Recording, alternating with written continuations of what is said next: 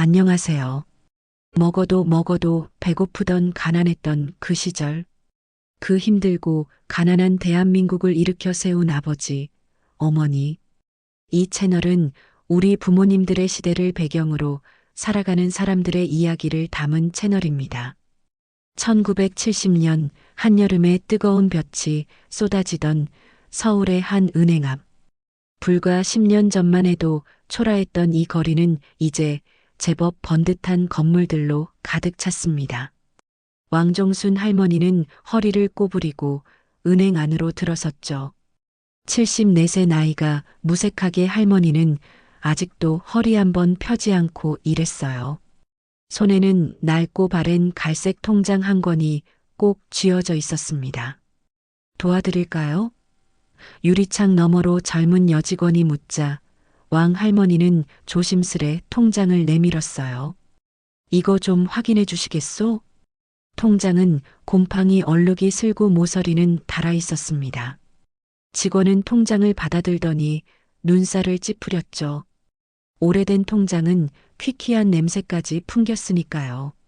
아이고 할머니, 이거 지금도 유효한 건가요?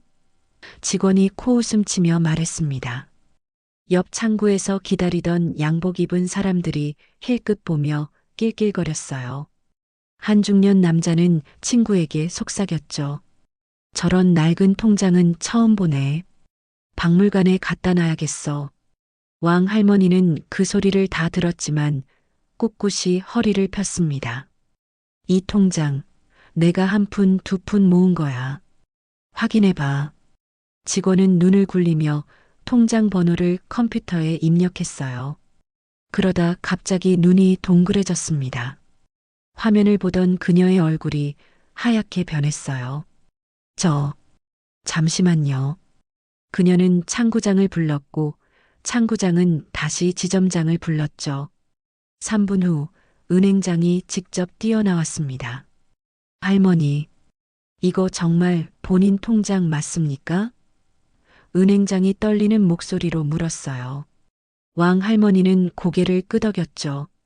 그럼 내 피 같은 돈이지. 은행장은 덜덜 떨리는 손으로 화면을 가리켰습니다. 잔액 1억 5천만 원. 현재 가치로 환산하면 약 500억 원에 달하는 엄청난 금액이었어요. 모두가 왕 할머니를 쳐다보고 있었습니다. 할머니는 문득 50년 전으로 돌아간 듯 했어요. 1950년 전쟁이 막 끝난 서울. 22살의 왕종수는 부모님도 형제도 모두 잃었습니다. 남은 것은 폐허가 된 집과 굶주림 뿐이었죠. 그녀는 매일 새벽 4시면 일어나 미군 부대 근처에서 빨래를 했어요. 하루 종일 차가운 물에 손을 담그고 빨래를 비벼도 받는 돈은 겨우 쌀 한 대 살 돈이었습니다. 종순아, 오늘은 뭐 먹을래? 남편 김철수가 터진 고무신을 신으며 물었죠. 보리밥에 된장국이면 충분해요. 아이들이 먼저야.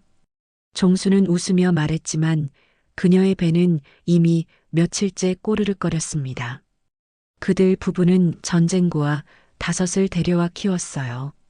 남의 아이지만 모두 제 자식처럼 여겼죠. 호롱불 아래서 아이들 숙제를 봐주고 밤이면 주판을 튕기며 그날 번 돈을 세었습니다. 종종 굶을 때도 많았지만 아이들에게만큼은 항상 한 끼라도 더 먹였어요. 한 푼이라도 저축해야 해. 언젠가는 아이들 대학도 보내야 하잖아. 종수는 꼬깃꼬깃한 지폐를 헤아리며 말했죠. 재래식 화장실에서 밤새 모기와 싸우고 겨울이면 방바닥에 성해가 내려도 그들은 꿋꿋이 살아갔습니다.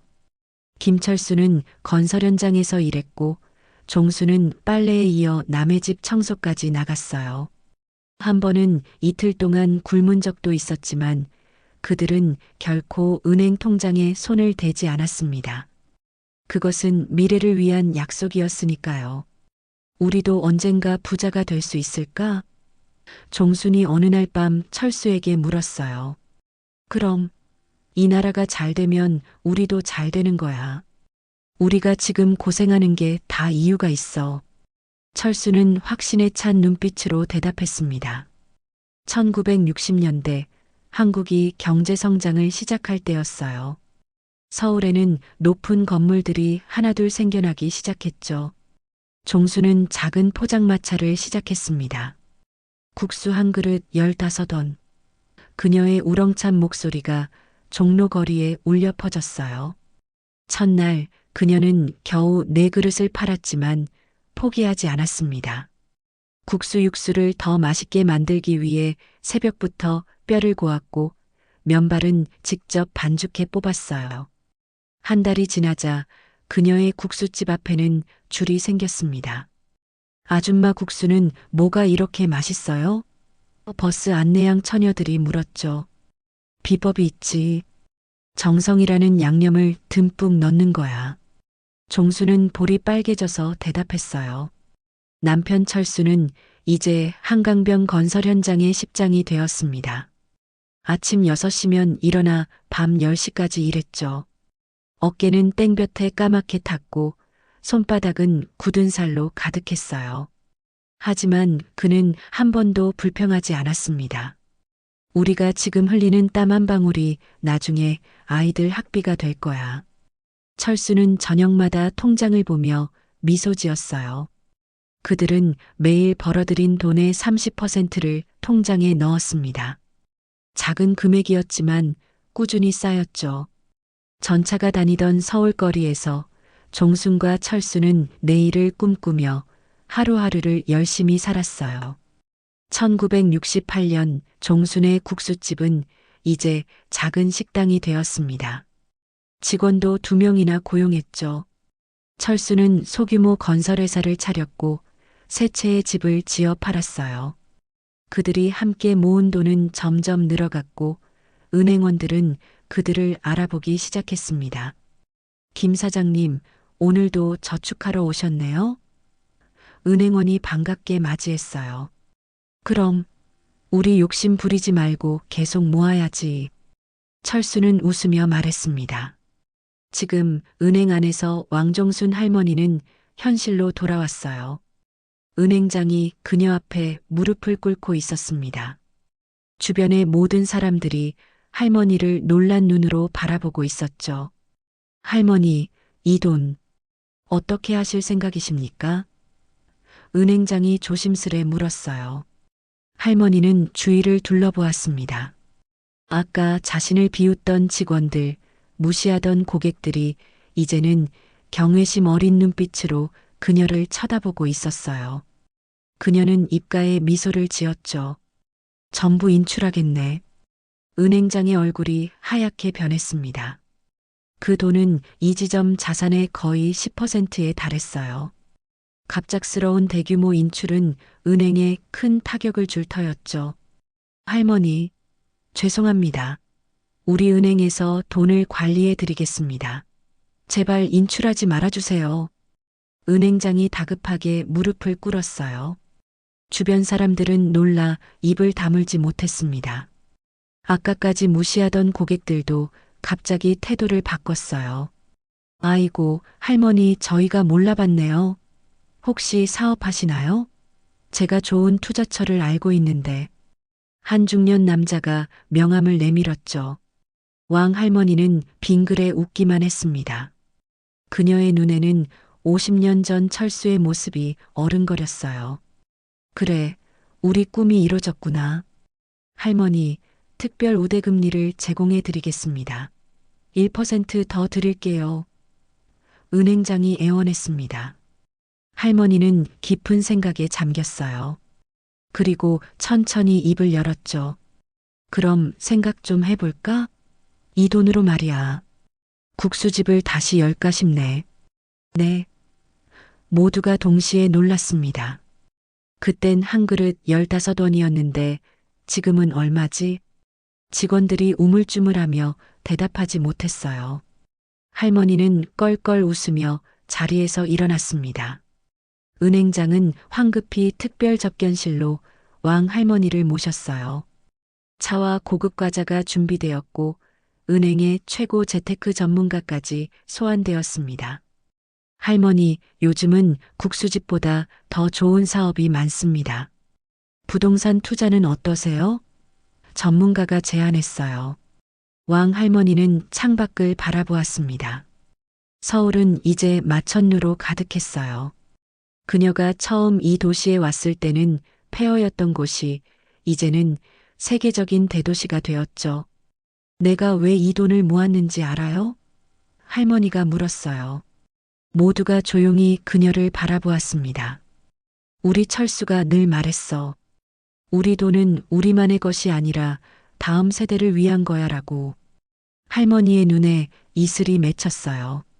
남편은 10년 전에 떠났지만 약속은 지켜야지. 은행장은 슬며시 전문가에게 눈짓했습니다. 뭔가 이상한데? 할머니는 가방에서 낡은 흑백 사진을 꺼냈어요. 5명의 아이들과 함께 찍은 사진이었죠. 이 아이들 모두 전쟁고아였어. 우리가 데려와 키웠지. 지금은 모두 의사, 교수, 사업가가 됐어. 그렇군요. 은행장이 감탄했습니다. 돈이 필요해서 온 게 아니야. 이 통장이 아직 살아있나 확인하러 온 거지. 할머니가 웃으며 말했어요. 내 남편 철수가 마지막으로 돈을 넣은 게 1980년이니까 40년이 넘었네. 모두가 놀란 눈으로 서로를 바라보았습니다. 20년이 넘은 계좌는 보통 휴면 계좌로 전환되는데 이 통장은 어떻게 아직 살아있는 걸까요? 할머니, 혹시 중간에 입금이나 출금이 있으셨나요? 전문가가 조심스레 물었어요. 아니, 한 번도 손대지 않았어. 약속했거든.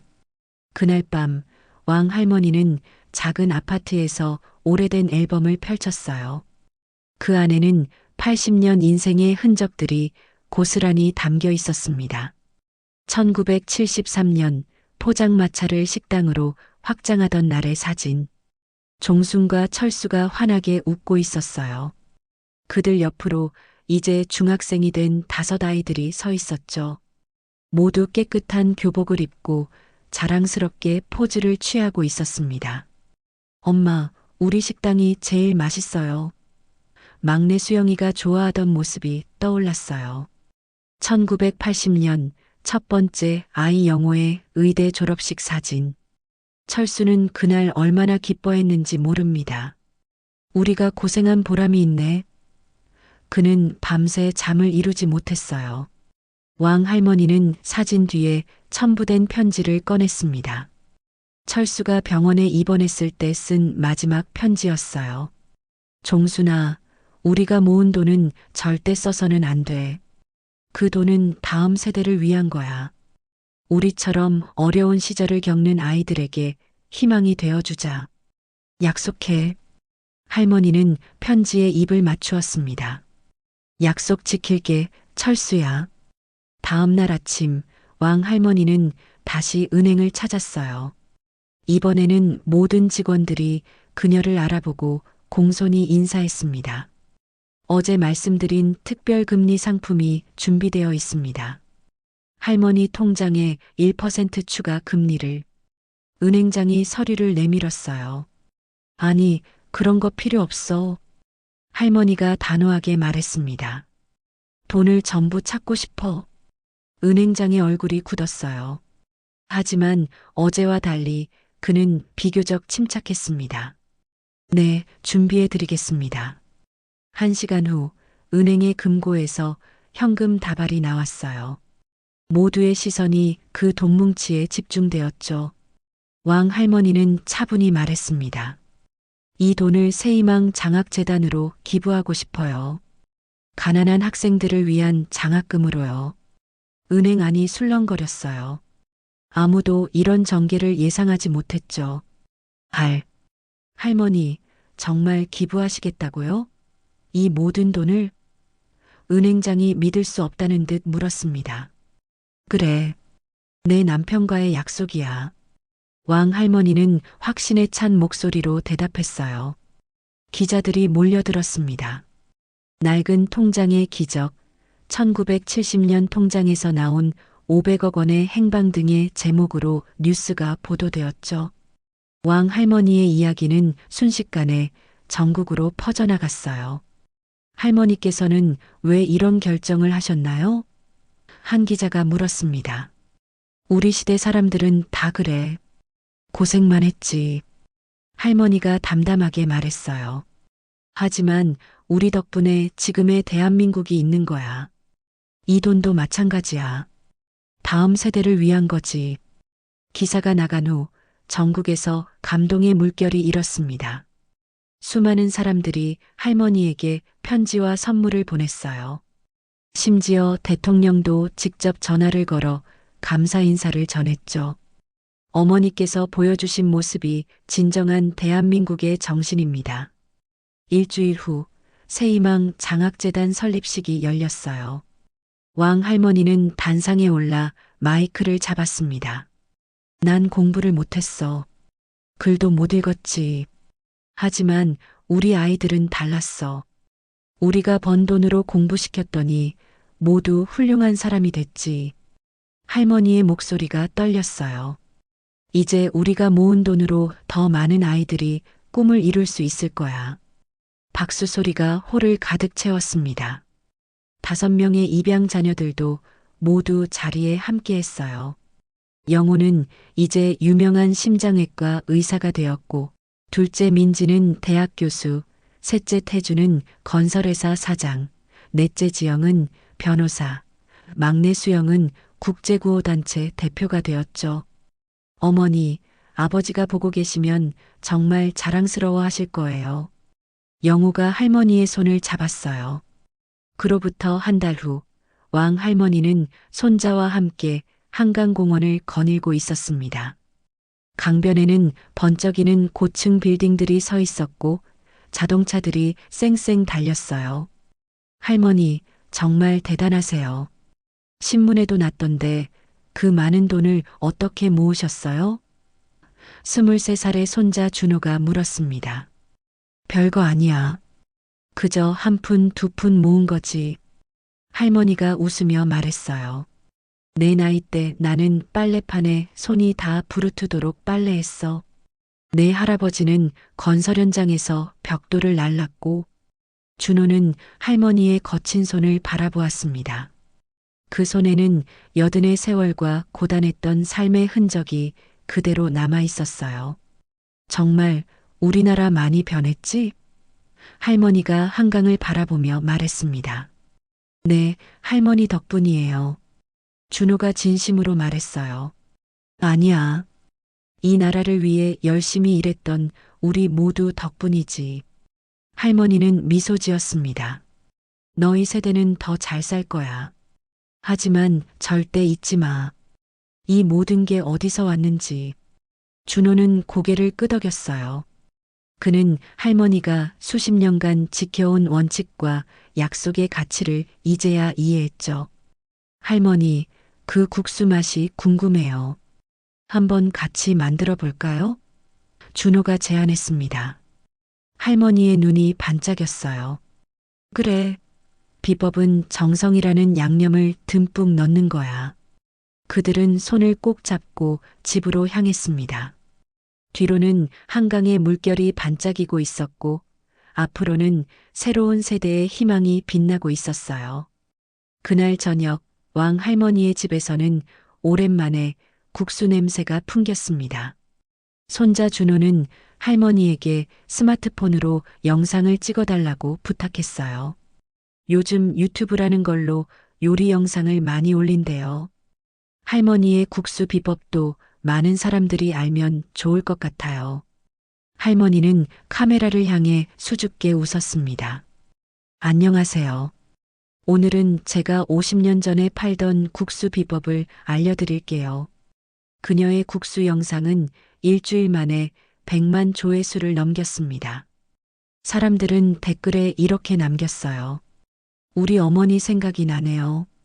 이 할머니의 이야기가 진짜 대한민국입니다. 낡은 통장의 기적 잊지 않을게요.